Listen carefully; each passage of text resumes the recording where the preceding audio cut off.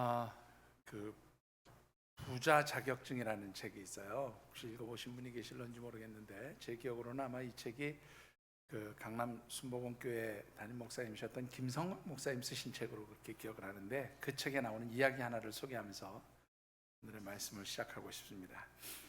지금이야 뭐 사실은 좀 이민도 쉽게 가는 편이고, 외국 나가는 거 뭐 우리나라 사람들은 아주 자유스럽게 그렇게 다니는 그런 상황이고, 또 외국에 이민 갔다가 다시 역이민하는 경우도 굉장히 많은 것은 우리나라가 생활 수준이 굉장히 높아졌기 때문에 오히려 외국에 사는 것보다 한국에 사는 게 편하다, 그래서 역이민하는 경우도 많지만, 지금부터 한 40여 년 전 뭐 이때쯤만 해도 그 이민을 간다 그러면 아주 특별한 사람만 가는 것으로 생각을 했습니다. 저희 아버님이 1986년도에 미국으로 이제 이민 목회를 떠나셨는데요.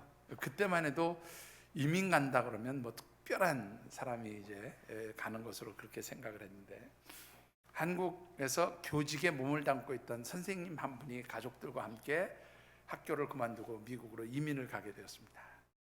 근데 한국에서 그때 당시만 해도, 요즘은 선생님들이 참 그 뭐라 그럴까요, 좀 존경받지 못하는 그런 시대가 되었지만, 그때만 해도 굉장히 선생님 하면 우리가 존경하는 어떤 그런 어른으로, 또 그 굉장히 이 사회에서 중요한 그런 위치를 가지고 있는 그런 분들로 그렇게 존경받았던 시대잖아요. 그런데 이분이 하루아침에 교사를 그만두고 미국에 가니까 할 일이 없는 거예요.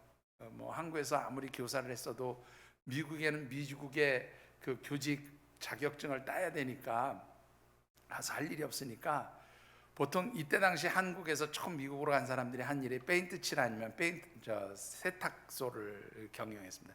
페인트 칠은 가진 거 없이 간 사람들은 페인트 칠 시작했고요. 그다음에 이제 조금 여유가 있다 그러면 이제 그 세탁소를 경영했는데, 이 선생님도 결국 이제 하다 어려우니까 뉴욕에 있는 한 그 조그마한 곳에서 세탁소를 이제 시작을 했어요. 뭐 힘은 들었지만 그래도 뭐 자녀들 교육도 시키고 또 열심히 그 돈을 모은다는 재미로 그렇게 일을 하는데, 어느 날 한 고객이 옷을 가져왔습니다. 옷을 맡겨놓고 이제 갔는데, 그 옷을 세탁하기 위해서 주머니를 다 정리하다 보니까 주머니에서 봉투가 하나 나왔어요.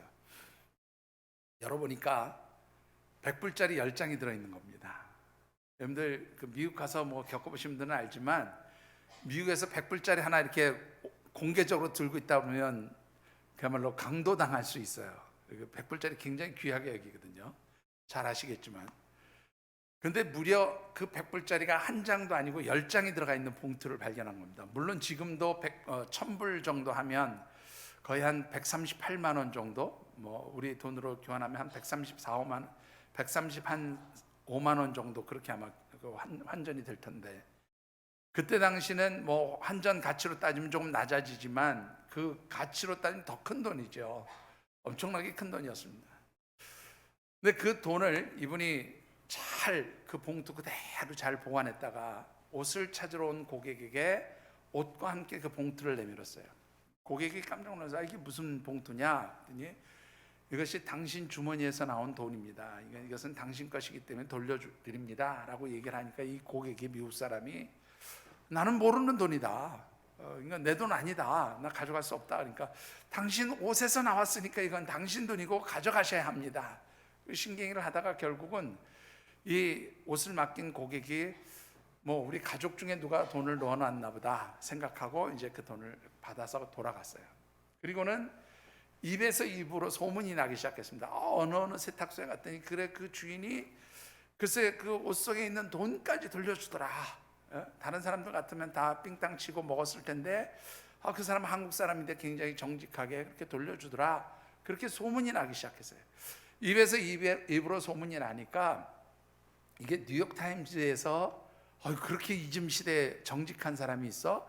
요즘에 그렇게 정직한 사람이 있어? 와서 이 세탁소를 취재했습니다. 그래서 기사로 실었어요. 기사가 실리다 보니까 더 많은 사람들이 찾아오기 시작합니다. 도대체 그렇게 정직한 사람이 누구야? 한국 사람이라는데 누군지 구경도 할 겸 옷도 맡길 겸 그 세탁소로 가지. 그렇게 사람들이 찾아오기 시작했어요. 세탁소가 점점 더 커지기 시작했는데, 어느 날 미국 뉴욕에 그 본사가 있는 한 항공사의 부사장이 찾아왔습니다. 내가 당신 세탁소 그 기사를 읽고 감동을 받았습니다. 그래서 우리 경영진들이 회의를 하는 과정에 우리 항공기에서 나오는 모든 세탁물을 당신 세탁소에 앞으로 맡기기로 했으니 계약을 합시다. 그래서 하루아침에 세탁소에서 세탁 공장, 세탁을 하는 대형 공장으로 탈바꿈을 했는데 직원이 당시에 몇 명이냐면 700명의 직원을 둔 세탁 공장이 됐어요. 여러분들 어떻게 생각하십니까? 정직한 자들을 하나님 축복하신다는 사실을 믿으십니까? 예. 여러분들이 정직한 사람이 하나님의 축복을 받게 된다는 것을 인정하신다면 여러분들은 자신이 정직하게 사신다고 생각하십니까? 아니면 나는 조금 정직하지 못하다고 생각하십니까? 참으로 중요한 것은 하나님의 백성들이 세상에서 구별된 삶을 사는 것 중에 가장 중요한 것 하나가 바로 정직함이라고 그렇게 생각합니다. 자, 우리 원래는 9월에 묵상하는 말씀의 주제지만 우리 10월이 다섯째 주가 있어서요.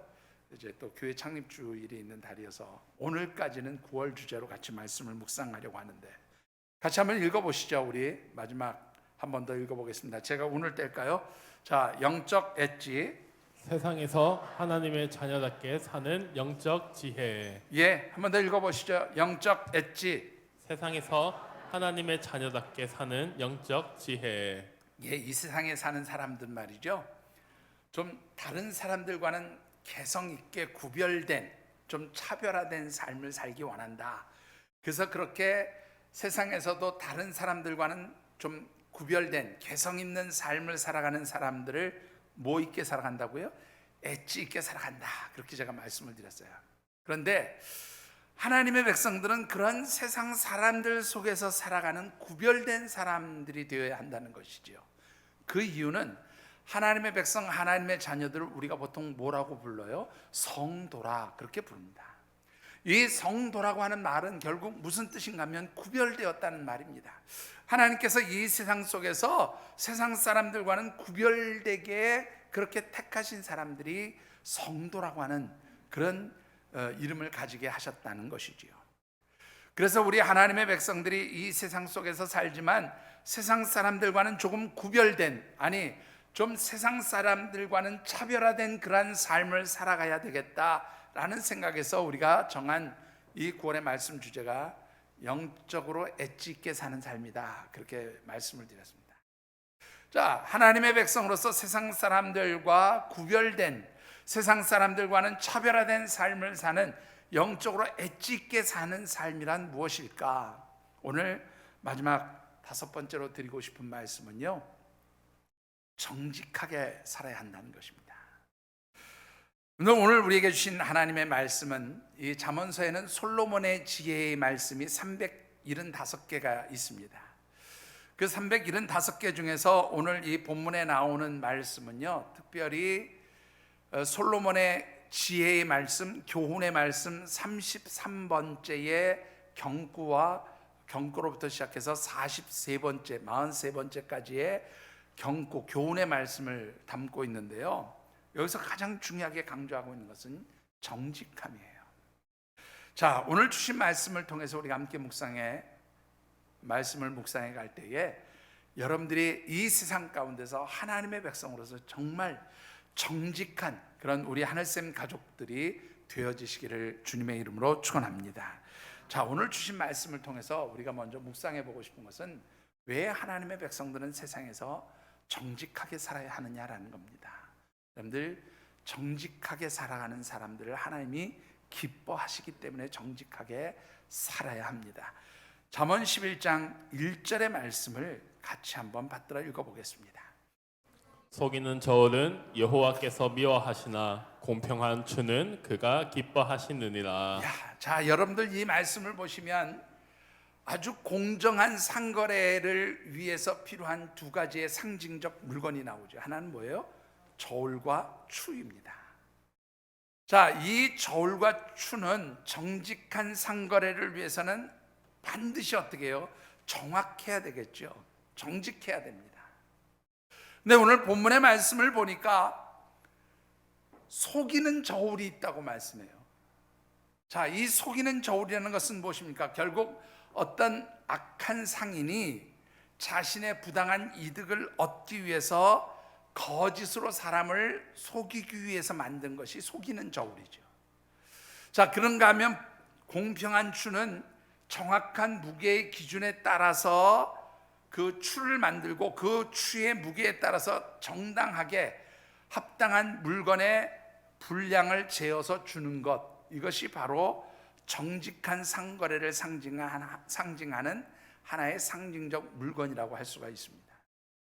그런데 이 오늘 본문에서 말하는 공평한 추와 속이는 저울은 단순히 상거래의 정직함을 위해서 필요한 상징으로만 사용된 것이 아니라 사실은 이 세상에서 살아가는 사람들의 삶의 모습이 크게 두 가지의 유형으로 나눌 수 있음을 말하고 있어요.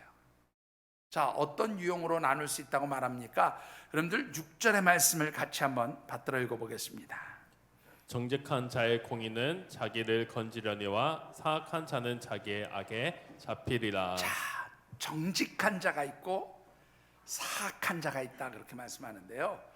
즉 공평한 추는 정직한 자의 삶을 의미한다면 여러분들 속이는 저울은 사악한 자의 삶을 의미한다, 이렇게 말씀을 드릴 수가 있습니다. 자, 그렇다면 이 정직한 자란 어떤 삶을 살아가는 것일까라고 하는 것인데, 여러분들 이 정직이라고 하는 단어는 아슈하르라고 하는 단어를 씁니다. 두 번 더 말씀드릴 거예요. 이 단어는 이 아슈하르라고 하는 단어를 쓰는데 이것은 무슨 뜻인가 하면 곧다는 거예요. 일직선으로 그대로 가는 것을 아슈하르, 정직이라고 얘기하는데, 이것을 조금 더 확장시키면 뭐냐면 덮어진 것이 없다라는 거예요. 씌워진 것이, 감춰진 것이 없다, 있는 그대로 드러나 있다라는 것을 의미합니다.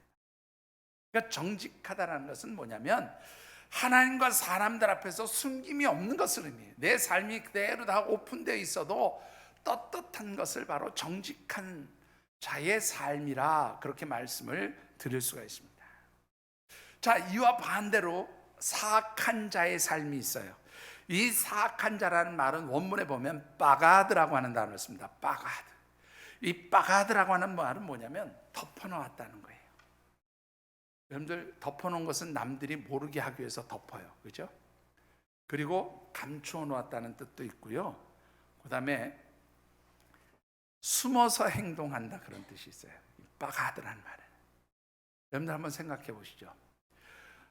좋은 일, 선한 일을 하는 사람은 굳이 숨어서 행동할 일이 없어요, 그죠? 떳떳하기 때문에. 물론 우리 성경에 보면 오른손이 하는 선한 일을 왼손이 모르게 하라 그랬으니까 물론 그렇게 은밀하게 무엇을 하는 그런 선함도 있지만, 제가 일반적으로 말씀드리는 것은 남들에게 거리낄 일 없는, 남에게 해를 끼치거나 남을 어렵게 하거나 남을 고통스럽게 하는 그런 나쁜 일을 하는 사람들이 백주대낮에 그런 일을 하지는 않아요. 그렇죠? 반대로 내가 거리낄 것 없고 누군가에게 피해를 줄 거 없고 누군가를 손해보지 않게 하고 누군가에게 희생을 요구하지 않는 일이라면 그냥 나는 당당하게 숨김없이 살아갈 수 있는 거잖아요, 그죠? 그러니까 이 사악한 자들의 덮는다라는 말의 의미는 자신의 어떤 잘못된 것을 감추는 것을 의미해요. 그래서 이 원문 성경에 보면 이렇게도 되어 있어요. 어떤 숨어서 행동한다, 그런 뜻도 있어요. 또 다른 성경에는 배반한다라는 뜻으로도 사용이 되어지는 단어입니다. 상상이 되지요? 사람들이 다 믿었는데 하루아침에 사람들 뒤통수를 탁 치고 배반하거나 자기의 어떤 악한 행동을 통해서 다른 사람들에게 피해를 주고 어려움을 주기 위해서 자기 자신을 철저하게 어떻게 해요? 숨기고 감추는 것, 이게 바로 사악한 자들의 삶이라고 하는 것이죠. 중요한 것은 하나님께서 이 정직한 삶을 살아가는 사람들과 사악한 자들, 곧 거짓으로 뭉쳐진 사람들의 삶에 대해서 어떻게 생각하시느냐, 1절로 다시 돌아가 보시면 정직한 자들은 하나님께서 어떻게 하신다고요? 기뻐하신다, 그렇게 말씀합니다. 그러나 속이는 저울, 곧 사악한 자들, 자신의 악을 위해서 무엇인가를 덮고 감추는 자들은 하나님이 어떻게 하셔요? 미워하신다. 여러분들 혹시라도 무슨 잘못을 저지르면 어떤 생각이 드십니까? 뭐 큰 잘못이 아니더라도, 법적으로 큰 하자가 없어도 내가 뭔가를 조금 잘못했는데 이걸 하나님 말씀에 비추어 봤을 때 좀 잘못한 것 같다면 여러분들 무슨 생각부터, 큰일 났다, 이거 하나님 앞에 야단 맞을 짓 했다, 혼날 짓 했다, 하나님을 생각하고 의식하시죠? 그런데 여러분들 악한 자들은 그렇지 않잖아요. 하나님 별로 생각하지 않습니다. 신경 쓰지 않아요. 그러니까 하나님 보실 때에 이 악을 행하는 자들은 기뻐하는 자들, 하나님을 의식하고 살지 않기 때문에 하나님 기뻐하시지 않아요. 미워하시는 겁니다. 특별히 하나님께서 이들을 미워하시는 이유를 요한복음 8장 44절에 예수님 이렇게 말씀하고 있습니다. 같이 한번 받들어 읽어보시죠. 너희는 너희 아비 마귀에게서 났으니 너희 아비의 욕심대로 너희도 행하고자 하느니라.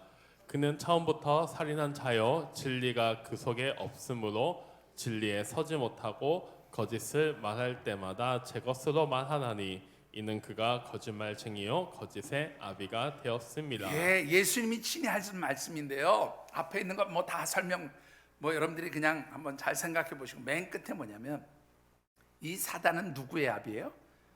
거짓의 아비예요. 그래서 그는 본질적으로 거짓말쟁이에요. 그러니까 이 사단의 영향력 아래 살아가는 사람들이 곧 사악한 자들이고 거짓말하는 자들이고 속이는 자들이다. 그러니까 하나님은 기뻐하시지 않는 거예요. 누구에게 속해 있기 때문에? 사단에게 속해 있기 때문에, 마귀에게 속해 있기 때문에, 거짓말하는 영에 속해 있기 때문에 하나님 기뻐하시지 않는다라는 것입니다. 자, 여러분들 한번 생각해 보시죠. 여러분들은 하나님께서 기뻐하시는 사람입니까? 미워하는 사람입니까? 기뻐하는 사람인 줄 믿습니다. 자신 있게 아멘 좀 해보세요. 네? 찔리는 게 많으면 아멘 소리가 잘 안 나오죠. 그러나 우리의 삶이 하나님 앞에 기뻐하심을, 하나님께서 기뻐하시는, 하나님이 인정하시는 그러한 하나님의 기쁨이 되어지는 그런 삶이 되어지시기를 주님의 이름으로 축원합니다. 그게 바로 정직한 자인 거예요.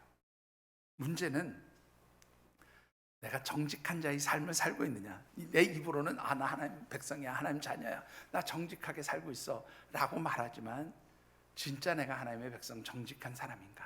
아니면 내 입으로는 그렇게 말하는데 하나님은 나는 너와 상관이 없어, 너는 사악한 자야. 이게 너무 무서운 말이에요, 그죠? 사악한 자니까 되게 뜨끔해요. 그냥 너는 거짓말하는 자야 이렇게 표현할까요? 하나님 나는 관계없어, 넌 나하고 관계없어라고 말하는 사람일까요? 나는 어디에 속한 사람일까요? 어떻게 우리가 확인해 볼 수 있을까요? 여러분들, 정직하게 사는 사람들과 악을 행하는 자들, 거짓을 행하며 살아가는 사람들에게는 특별한 삶의 특징들이 나타난다는 것이죠. 자, 어떤 특징들이 나타납니까? 첫 번째, 정직한 사람들부터 한번 살펴보실까요? 정직한 사람들에게서 나타나는 삶의 특징, 첫 번째는 겸손입니다. 2절의 말씀을 같이 받들어 읽어보겠습니다. 교만이 오면 욕도 오거니와 겸손한 자에게는 지혜가 있느니라. 예, 이 정직한 자, 공평한 추를 사용하는 자는 겸손한 자라고 그렇게 표현하고 있어요. 자, 이 겸손한 자란 말은요, 원문의 뜻을 보면 뭐냐면 차나으라고 하는 단어를 쓰는데, 이 차나으라는 말은 뭐냐면 굴복한다는 말, 무릎을 꿇다, 굴복하다. 근데 여러분들 힘이 없어서 굴복하는 사람도 있어요. 나보다 센 사람 만나면 꼬리 딱 내리고 손 들었습니다, 잘못했어요 그러죠. 여기서 말하는 그런 의미, 여기서 말하는 겸손이라는 말은 그런 의미가 아니에요. 여기서 말하는 이 겸손은 하나님 앞에서 내가 어떤 존재인지를 알기 때문에 하나님 앞에 스스로를 낮추는 거예요. 이거를 조금 더 분명하게 표현하면 하나님 앞에서 내가 어떤 존재인가를 알고 하나님 앞에서 스스로 낮아지는 것이 겸손이에요. 여러분들, 우리는 하나님께서 만드신 피조물입니다. 그렇죠? 하나님 친히 만드신 피조물이에요. 그래서 우리를 여러분들 성경에 보면 마치 무엇으로 비유하냐면 하나님은 토기장이고 우리는 뭐예요? 진흙이라고까지 말씀을 합니다. 하나님이 필요한 대로 원하는 대로 빚으셔서 우리의 삶을 만드셔요. 우리는 내 뜻대로 내 마음대로 내가 무엇인가를 행할 수 있는 존재가 아니라 누구의 뜻에 따라서, 하나님 뜻에 따라서 빚어진 사람들이에요. 하나님이 만드신 사람들이에요. 그래서 그 우리를 창조하시고 만드신 하나님 앞에 무릎 꿇고 내 삶의 주인이 되심을 고백하며 하나님 뜻에 순복하기를 원하는 것, 이게 바로 겸손이에요. 여러분들, 이 겸손의 삶이 한마디로 다른 말로 표현하면 순종이기도 해요. 하나님 뜻에 순종하는 것이 겸손이기도 합니다. 이것은 잠시 후에 다시 한번 말씀을 드릴게요. 자, 겸손한 자예요. 이와는 반대로 악을 행하는 자들은 어떤 삶이라고요? 여러분들 2절을 다시 보십시다. 앞부분을 보시면 악한 자들은 뭐가 있어요?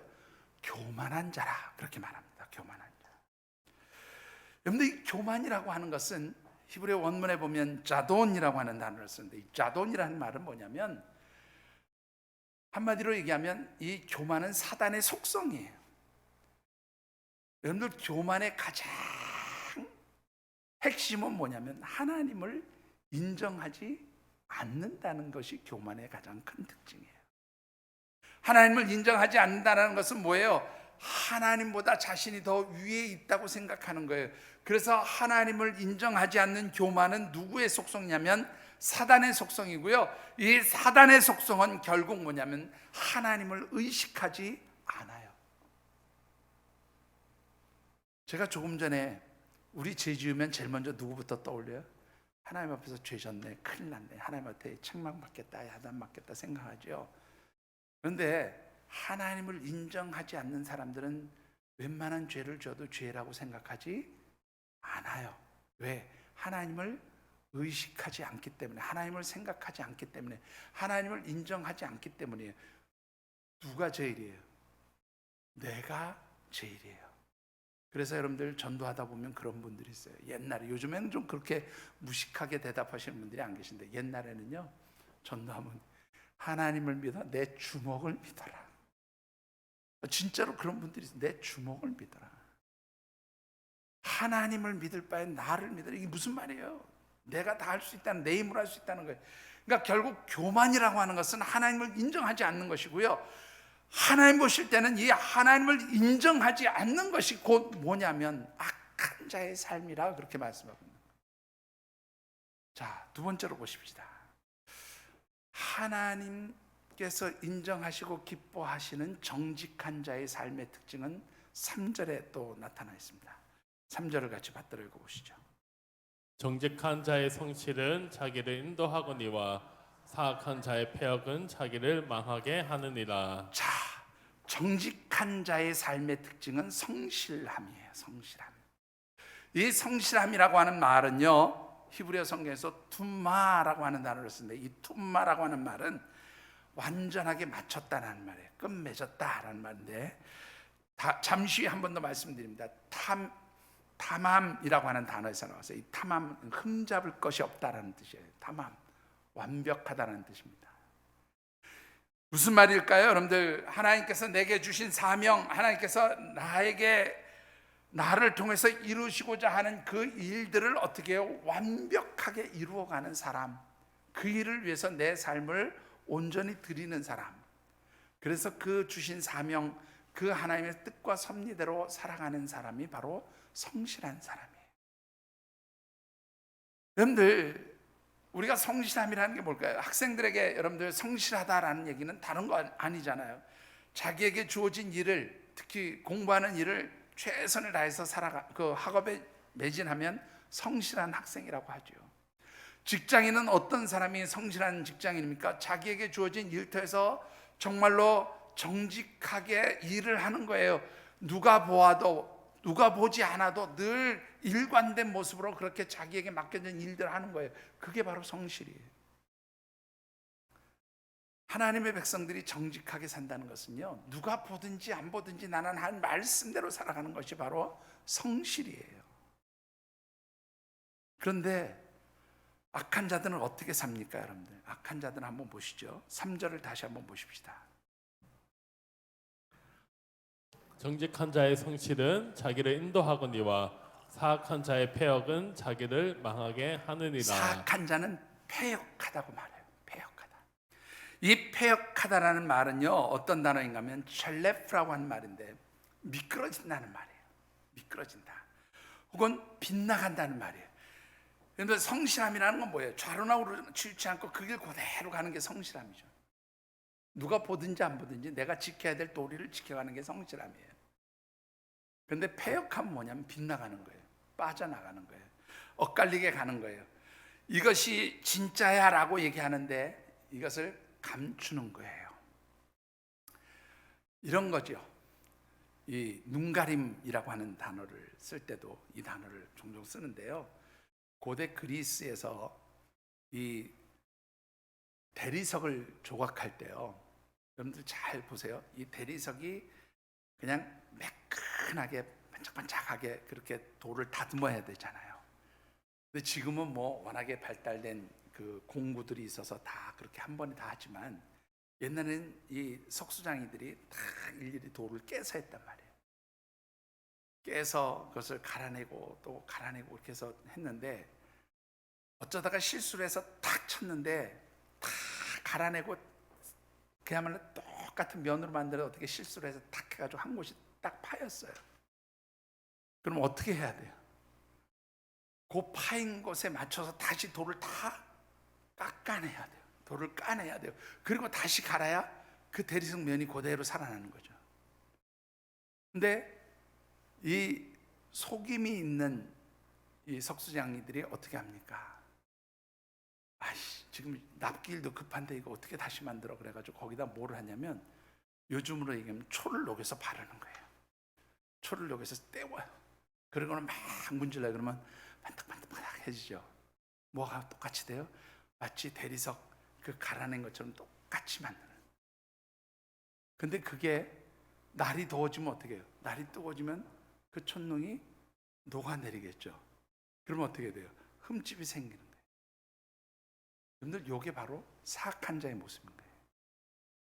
이게 바로 속임이에요. 이게 바로 악한 자들의 삶의 특징이라고 하는 것이죠.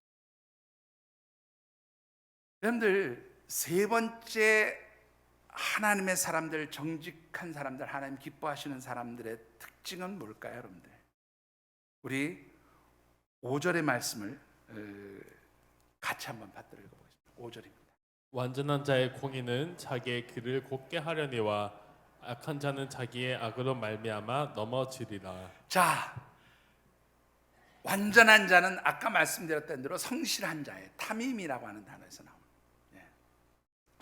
흠잡을 데가 없는, 흠이 없는 사람이죠. 정직한 자입니다. 이런 자들은 어떻게 해요? 자기의 길을 곧게 한다는 거예요. 이 자기의 길을 곧게 한다는 것은 인생을 살아가면서 좌우로나 우로나 치우치지 않는 것입니다. 그래서 여호수아서 1장 7절의 말씀을 같이 보시면 이렇게 기록되어 있어요. 같이 읽어보실까요? 오직 강하고 극히 담대하여 나의 종 모세가 내게 명령한 그 율법을 다 지켜 행하고 우로나 좌로나 치우치지 말라. 그리하면 어디로 가든지 형통하리니. 자기의 길을 곧게 한다는 것은 다른 말로 표현하면 하나님의 말씀 곧 하나님의 명령과 규례와 법도를 지켜 행하면서 그 말씀과 명령과 규례와 법도에서 벗어나지 않는 삶을 살아가는 거예요.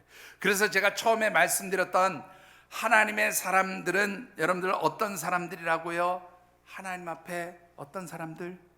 첫 번째, 정직한 사람들. 어떤 사람들이에요, 여러분들? 제가 말씀드렸던 첫 번째 특징이 뭐냐면 겸손이잖아요. 겸손은 누구의 말을 듣는 거예요? 하나님의 말씀을 듣고 순종하는 거예요. 겸손이 순종이라고 그랬잖아요. 바로 그 순종하는 사람들은 하나님의 말씀에 순종하면서 그 말씀대로 살아가요. 좌로나 우로나 치우치지 않고 곧은 길로 나가요.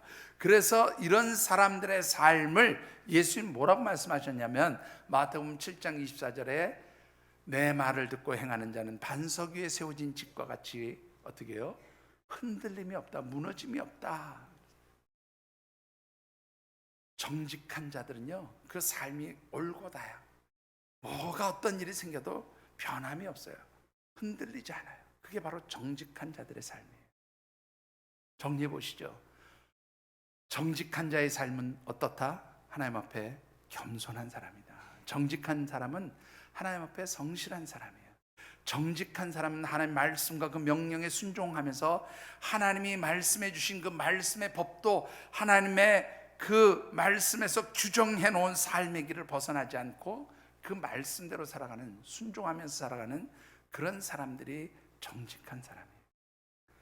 반대로 여러분들 사악한 자들이죠. 거짓된 자들의 삶의 세 번째 특징은 뭘까요, 여러분들? 자, 우리 5절을 다시 한번 받들어 읽어보겠습니다. 완전한 자의 공의는 자기의 길을 곧게 하려니와 악한 자는 자기의 악으로 말미암아 넘어지리라. 아이고 죄송합니다. 제가 잘못 말씀을 드렸네요. 8절을 다시 읽겠습니다. 8절. 의인은 환난에서 구원을 얻으나 악인은 자기의 길로 가느니라. 정직한 자는 누구의 길로 행해요? 하나님의 길이죠. 하나님의 명령과 규례와 법도에서 가라고 명하신 좌로나 우로나 치우치지 않은 고든 길을 가는데, 여러분들 사악한 자죠. 거짓 행하는 자, 정직함이 없는 자는 8절에 보니까 누구의 길을 가요? 자기의 길을 가요. 자기의 길을. 하나님 말씀 듣지 않는다는 거, 하나님 인정하지 않는 거예요. 왜? 교만하니까. 하나님 바라보지 않는 거예요. 하나님을 의식하지 않는 거예요. 그래서 누구의 마음대로 살아가요? 자기 마음대로 살아가요. 여러분들 구약시대 중에 사사시대가 있었습니다. 이 사사시대의 말씀을 보면 하나님께서 이스라엘 백성들의 왕이셨지만 이 시대의 사람들은 하나님을 인식하지 못해서 하나님을 의식하지 않았어요. 하나님을 자신들의 왕으로 인정하지 않았어요. 하나님께서 자신들의 삶의 통치자임을 인정하지 않았어요. 그래서 나타난 현상이 뭐예요? 자기 소견에 옳은 대로 행하였더라. 이게 바로 사사시대를 특징 짓는 말이에요. 자기 생각에 옳은 대로 살아가는 것, 이게 바로 악한 자들의 삶인 거예요.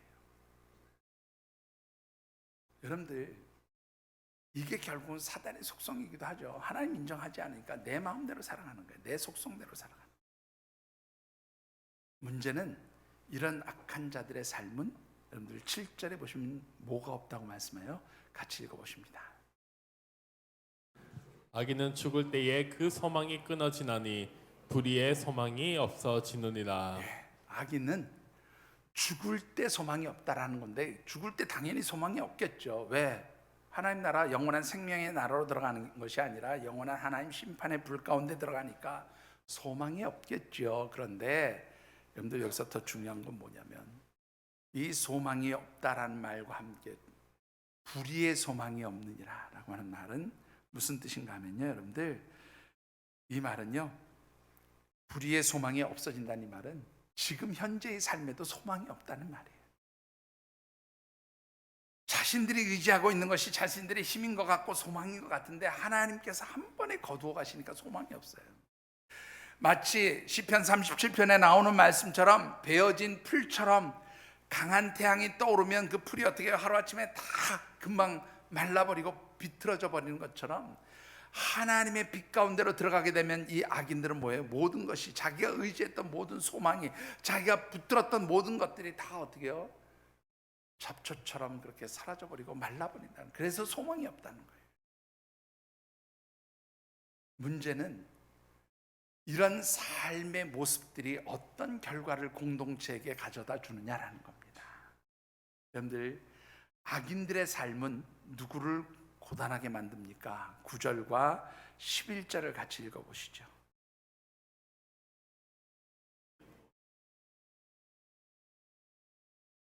예, 거기까지만. 악인은 입으로 그의 이웃을 망하게 하고, 그 다음에 11절을 보시죠. 뭐라고 되어 있는가? 11절을 보시면 악한 자의 입으로 말미암아 성이 무너진다. 성읍이 무너진다. 악한 자는 자기 자신만을 망하게 하는 것이 아니라 공동체를 망하게 하는 거예요. 여러분들 저 인천에 가면 S포구라고 있어요. S포구. 지금 얘기하면 여러분들이 금방 아시겠죠. 이곳이 뭐 가까운, 우리 서울 근교에서 가까운 해산물을 살 수 있는 곳으로 유명하죠. 뭐 젓갈도 유명하고요. 요즘에 사람들이 이곳 잘 안 갑니다. 얼마 전에도 제가 6월달, 7월달 계속 올라오는 게 뭐냐면 이곳이 흔히 말하는 저울치기라고도 하고요. 뭐 하여튼 물치기라고도 하는데 그 저울을 속여요. 그래서 뭐 예를 들면 내가 무슨 새우를 한 몇 킬로 샀다. 그러면 집에 와서 달아보면 그 몇 킬로에서 한 뭐 작게는 500g에서 뭐 1kg까지 비는 그런 현상들이 나타나죠. 다 그런 것은 아닐 겁니다. 어떤 특정한 한 사람이 그랬을 거예요. 몇몇 사람들이 그랬을 겁니다. 그런데 문제는 뭐냐면 한 사람, 두 사람 그런 사람들이 있으니까 어떻게 해요? 거기 갔던 속임을 당한 고객들이 아유 거기는 맨날 물치기해, 저울치기해서 사람들 속여. 그러니까 소문나서 안 가기 시작해요. 그래서 소래포구 한동안 어려웠어요. 그랬더니 거기에 그렇지 않은 정직하게 경영하던 사람들이 우리 다시 정직하게 할 겁니다. 우리는 절대로 뭐 물치기 저울치기 안 합니다. 그러고 선언을 하고 종합운동을 했어요. 그러고 났는데 올해 6월달 7월달에 또 같은 현상이 반복해요. 그러니까 사람들이 안 가는 거예요. 결국 뭐예요? 자기 자신도 망할 뿐만 아니라 어떻게 해요? 그 포구 전체의 상인들을 망하게 만드는 거죠. 이게 바로 악인들의 특징이에요. 악인들이 있는 곳은 항상 뭐예요? 공동체가 망하게 돼 있어요. 악한 자들이 있을 때 공동체가 망하고 속이는 자들이 있을 때 나라가 망하는 겁니다. 여러분들 정말로 제가 이 정치적인 얘기는 좀 하지 않으려고 하는데 저는 우리나라 정치인들 뭐 여나 야를 떠나서 정치인들을 보면 다 속이는 자들 같아요. 그래서 우리나라가 점점 더 어려워지는 것 같습니다. 어떻게 생각하십니까? 여러분들 동의하지 않으셔도 괜찮아요. 저는 그냥 제 개인적인 생각이 그렇다 그 말이에요. 예. 김남규 쌤 뭐라고요? 예, 감사합니다. 이렇게 공감해 주시는 분이 계셔서 감사합니다. 그래서 어려운 것 같아요. 반대로 정직한 자들의 삶의 자리, 곧 정직한 자들이 살아가는 곳에는 어떤 역사가 일어날까요? 여러분들 10절과 11절을 같이 받들어 보십니다. 10절입니다. 예, 거기까지 의인이 형통하면 성비 즐거운 사람들이 다 공동체가 즐거워한다는 거예요. 그리고 11절도 같이 읽어보시겠습니다. 시작. 여러분들 이 진흥한다는 말은 축복받는단 말이에요. 한마디로 풍성해진다는 말, 부흥한다는 말이에요. 근데 정직한 자의 축복은 뭐냐면 정직한 자가 받는 축복으로 인해서 그 성읍이 어떻게 해요? 잘 된다는 거예요. 부흥한다는 거예요.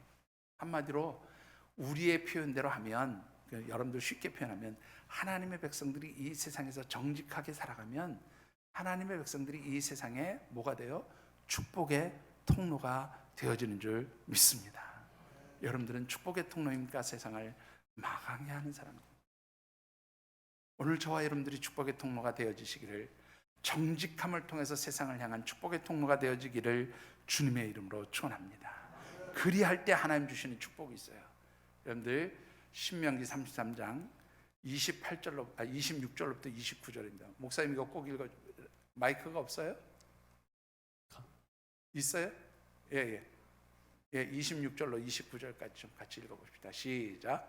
여수르니여 하나님 같은 이가 없도다. 잠깐 여기서 말하는 여수르는요, 아까 말씀드렸던 아샤르라는 단어의 변형이에요.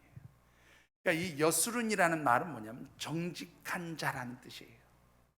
이 정직한 자 누구를 의미하느냐면 하나님의 택함을 받은 이스라엘 백성들의 별명이 여수른이에요. 그러니까 하나님의 백성들은 곧 어떤 사람들이에요? 정직한 사람들이에요. 그런데 이 정직한 하나님의 사람들은 어떤 사람들이라고 말씀합니까? 29절을 한번 같이 받들어 보십시오. 29절입니다. 이스라엘이여 너는 행복한 사람이로다. 예, 이스라엘이여 너는 행복한 사람이다. 이 말은 뭐냐면 너는 하나님의 축복을 받은 사람들이다. 정직하게 살아가는 사람들이 하나님의 축복을 받은 사람들이다 라고 이렇게 말씀하고 있어요. 왜 하나님의 축복을 받았다고 말씀합니까? 이제 우리 다시 27절, 28절을 같이 읽어보시죠. 영원하신 하나님이 내 처소가 되시니 그의 영원하신 팔이 내 아래에 있도다. 그가 내 앞에서 대적을 쫓으시며 멸하라 하시도다. 이스라엘이 안전히 거하며 야곱의 셉은 곡식과 새 포도주의 땅에 홀로 있나니 곧 그의 하늘이 이슬을 내리는 곳에로다. 29절입니다. 이스라엘이여 너는 행복한 사람이로다. 여호와의 구원을 너같이 얻은 백성이 누구냐? 그는 너를 돕는 방패시요 내 영광의 칼이시로다. 내 대적이 내게 복종하리니 내가 그들의 높은 곳을 밟으리로다. 자, 이 부분부터 보십시다. 그들의 높은 곳을 밟는다는 것은 하나님께서 여러분들을 존귀케 해주신다는 말이에요. 하나님께서 방패가 되어주시고 또 하나님께서 정말로 너희들의 대적을 물리치신다는 말은 이 세상에서 하나님 백성들이 정직하게 살아갈 때 대적할 자가 없다는 겁니다. 28절의 말씀에 하나님께서 그 머무는 자리에 이슬을 내리신다는 말은 필요한 모든 것들을 하나님 공급해 주신다는 거예요. 그리고 하나님께서 우리들을 보호해 주시기 때문에 하나님의 백성들의 삶은 그야말로 복된 삶이라고 그렇게 말씀하고 있는 것입니다.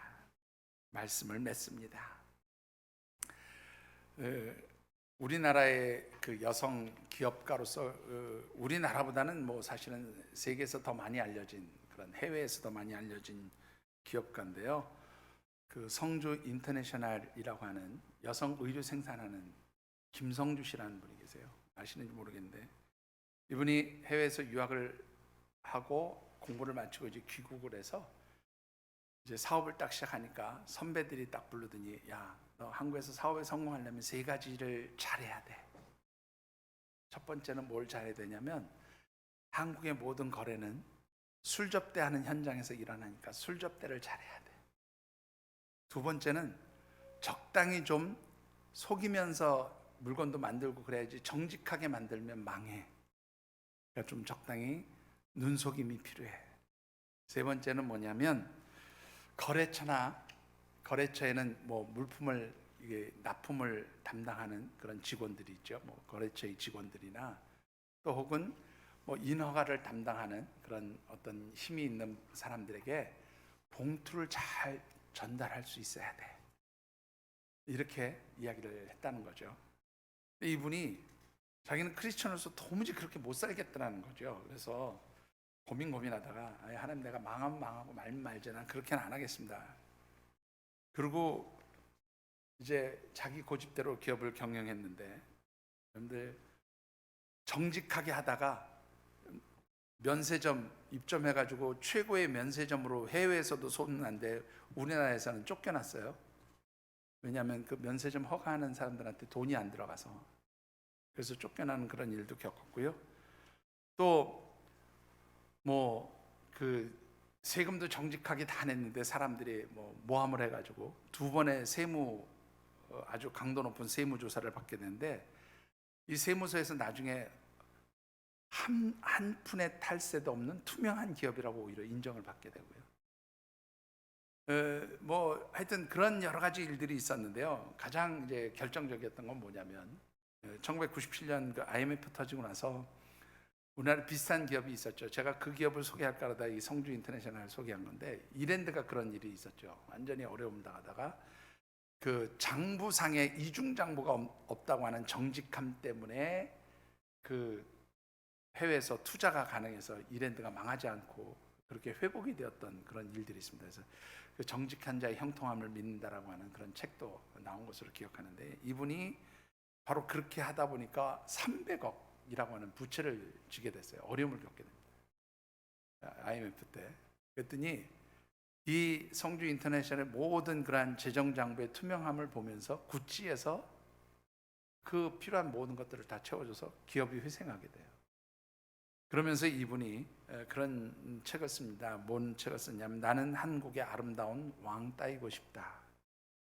근데 왕따라고 하는 것은 이게 뭐라 그럴까요? 사람들에게 따돌림 당하는 사람이죠.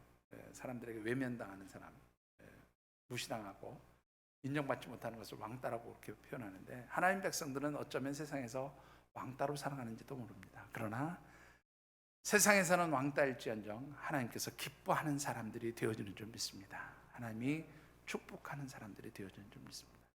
오늘 저와 여러분들이 정말로 이 세상에서 하나님의 백성으로서 세상 사람들과는 구별된 영적으로 엣지 있는 삶을 살아가기 위해서 정직함으로 살아가시는 그런 우리 귀한 믿음의 사람들이 되어주시기를 주님의 이름으로 축원합니다. 기도하겠습니다. 우리 각자 주신 말씀 붙들고 또 우리 한 달 동안 주신 5개의 말씀 붙들고 각자 하나님 앞에 결단하며 기도하는 시간 갖겠습니다. 하나님, 정말로 제가 이 세상에서 하나님 백성으로서 영적으로 그렇게 구별된 삶, 세상 사람들과 차별된 그런 엣지 있는, 영적으로 엣지 있는 삶을 살았는지 한번 돌이켜봅니다. 하나님, 저희 삶이, 하나님 우리 믿음의 공동체의 삶이 하나님 구별된 삶이 되게 하시고 세상이 인정하는, 세상 사람들이 정말로 인정하는, 하나님이 기뻐하시는 그런 아름다운 그런 믿음의 사람들이 될 수 있도록 저희들을 축복하여 주시옵소서. 우리 각자 느끼고 깨달은 대로 하나님 앞에 결단하며 기도하는 시간 같습니다. 사랑의 아버지 하나님, 하나님의 은혜와 도우심을 간구하며 기도합니다. 하나님 도와주시고 축복하여 주시옵소서.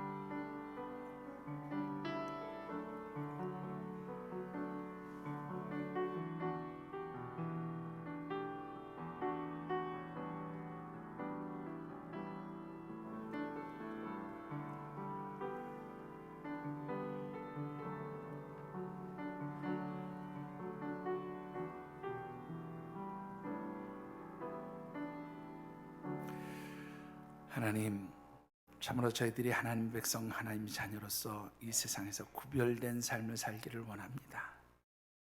세상 사람들은 세상에서 차별화된 엣지 있는 삶을 살기 원한다고 말하지만 저희들은 하나님의 백성답게 영적으로 구별된 영적 엣지가 있는 삶을 살기를 원합니다. 하나님, 저희들을 도와주셔서 정말로 이 세상 가운데서 정직한 하나님의 백성으로 살아갈 수 있도록 축복하여 주시옵소서. 선한 영향력을 나타내며 살아갈 수 있도록 도와주시옵소서. 저희들의 약점까지도 하나님이 쓰시는 도구가 되어짐을 고백하며 당당하게 살아갈 수 있도록 도와주시옵소서. 하나님, 그리할 때 하나님, 저희들의 삶이 하나님의 기쁨이 되게 하시고 이 세상을 향한 축복의 통로가 되게 하시고 하나님이 인정하셔서 기뻐하시며 축복하시는 그런 복된 삶이 되게 하여 주시옵소서. 도우시기를 간절히 소원하오며 예수님 이름으로 축복하며 기도드리옵나이다. 아멘.